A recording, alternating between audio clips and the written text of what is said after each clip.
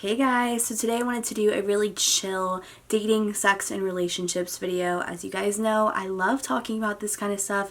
It's truly fascinating to me, and I kind of have been studying it. I've been reading this book recently, kind of about the psychology behind attraction and love and dating, and there's so much to it. I really do eventually want to take a course and maybe get certified or just like get some sort of certification where I could give you guys more one-on-one advice and try to help you, because you guys do send me messages to my Instagram, which if you of course are allowed to do, it's just Megan Parkin. I'll have it linked below, and I love to help you guys out and try to help you with your specific situations and what's going on, but they can get very long and very in-depth, of course, with any relationship idea or question. There's probably a lot to it, so eventually I want to have a system where I can answer you guys a little bit better and just kind of maybe even get on like a Zoom call or something and have that one-on-one talking ability with you guys, because I think that would be really helpful and really cool and just fulfilling and enriching all at the same time.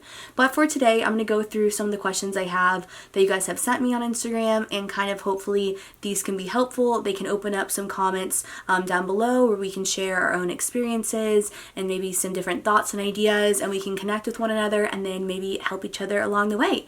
As always, I don't know everything. I just have my own personal dating experience, but I, have good intentions and I want to help you guys, and I think it's really interesting and very thought-provoking to go through all this stuff and just kind of discuss it a bit further. So the first question is how to deal with getting ghosted and what does it mean? So obviously when you're ghosted, it's not a great feeling. It definitely is an ego hit, and you often are questioning what you did wrong or why they didn't like you. And there's a lot to it. I think chemistry and connection can be very fickle, and there are oftentimes things that we cannot explain that just are not there and that need to be there in that initial meeting or date or whatever it is. And you can find someone that's great on paper, maybe you really get along when you're talking on the phone or texting or on an app, and then you go on that first date and you just don't feel it for whatever reason. The person's great, you're attracted to them, it should be there, and it's just not. And I think with a lot of people, ghosting comes down to just not being very emotionally mature and not being able to express to someone that you don't know why you just don't feel it for them. So what they do is they decide to ghost you, and the idea that, if they don't find anything better, maybe in a few weeks, a few months down the line, they can hit you back up, because if they ghosted you, they probably just didn't say anything. They didn't necessarily say like, I don't feel it for you. They just didn't really give you any reason or any understanding. So, if they want to hit you back up later, you might still be open to it, because it's not like they told you, hey, I just don't think we're a match. They just said nothing.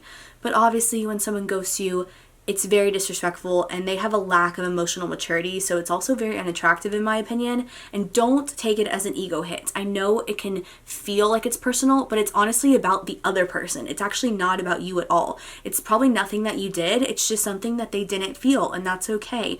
We don't connect with every single person intensely and deeply for a reason. Otherwise, we would never find the right person, because we would just feel that for every single person we ever went out on a date with.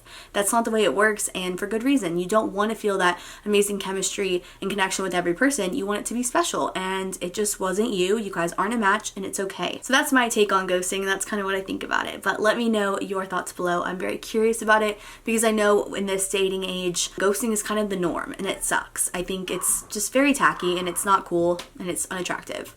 So the next question I got is how to deal with girls coming for your man. One interesting thing, I've actually dealt with this since like high school. I think there are just certain types of girls that like to go after guys that are in a relationship, whether that just be, they have a girlfriend, or they're engaged, or they are married. And it's just never worth it. Like, honestly, it's drama, it's bad karma, and it's just shitty, like, to do to someone else. Now, I will say the person that obviously is in the relationship with you is the one that owes you the loyalty. These girls don't. And to be honest, like, some girls do get an ego boost from doing that. So it's never going to be like, oh, why did this girl do this to me? Like, she knew.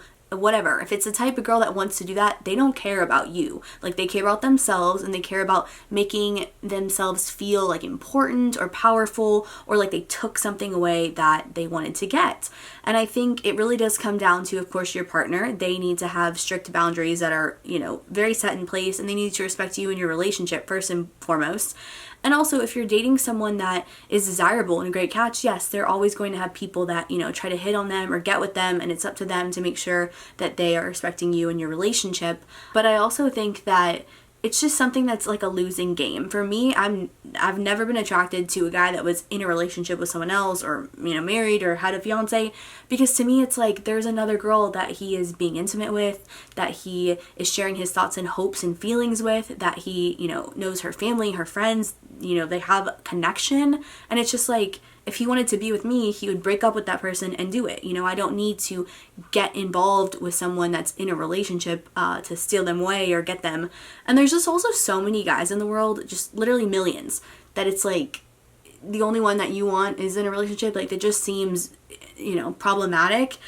And I do think that there is a lot to be said about how you get someone is how you'll lose them. So, you know, if they cheated with you, you know, who's to say that they're not going to cheat on you with someone else? You know, it's just a bad character flaw, and, you know, it's not that difficult to break up with someone. It really isn't. So if someone is, you know, kind of stringing you along and telling you that they want to be with you, but they can't because they have a girlfriend, like, no. They could be with you if they wanted to. They're probably just enjoying being with their girlfriend and you also on the side. And it's just, again, it's a karma thing. Like, just don't do that. Don't get involved, and go focus on someone that can fully be committed to you and that is single and unattached. It's a much better option. Next question is cheating? So again, this is going to be a little bit of a controversial one. I feel like people have very differing opinions on this, which is great, because at the end of the day, relationships are all personal and very different. You don't have to have the same boundaries and thoughts as another couple, and it honestly is no one's business really. It's between you two. But this is something that I feel like more and more with the prevalence of it and just how it's changed even in the last 20 years, you know, from just being videos online of people you probably didn't know and probably would never know. I know now that, you know, you can chat with people, you know, maybe these are people that you know with like personal accounts. Like, there's just a lot more to it that can make it just feel like a lot worse, I guess. And I think that this is something that 100% you need to discuss with your partner. If you're in a long-term committed relationship, this is something that goes down with boundaries. And for some people, it's not okay and it is considered cheating, and for others, it's perfectly fine and they don't care. And I think there's no real right or wrong answer. But if it's something that bothers you, you fully have the ability to discuss that. And in a mature, healthy, adult-grown relationship, you should discuss that and come to an agreement with your partner. But I'm curious what y'all's thoughts are below in the comments. Try to refrain from actually using that word. But I'm curious if you think that's cheating or not, and, you know, if you guys have discussed it in your relationship. I will say that I think statistically it's very detrimental to sex and intimacy in a relationship as well. And I think for me, that's why I don't love the idea of it, just because I think that sex and intimacy is something that should be reserved for people that are in love and people that are together.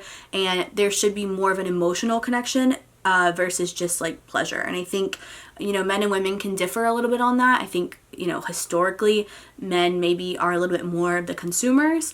So I think maybe some of them haven't thought of it in that way, but I think for women, like, that's kind of the consensus, at least, I think. The next question is, how do you get over someone that you feel like you will never get over? I think, honestly, you focus on yourself. You work on yourself and you evolve and you change, and you realize that at the end of the day, you have yourself. Like, you will always survive a breakup. You will always survive a hard time, but that's only if you believe that you will. And I think, you know, a lot of times rejection is such a negative thing in many people's eyes, but it can be such a beautiful thing. You can take it as a time to redirect yourself and to really find yourself and figure out what you like, what's important to you, what brings you joy, and what you want to focus on and cultivate in your life. And you can find someone that maybe meets those marks with you a lot better than your past relationship. And, you know, I think the most natural and healthy thing is to just grieve a relationship.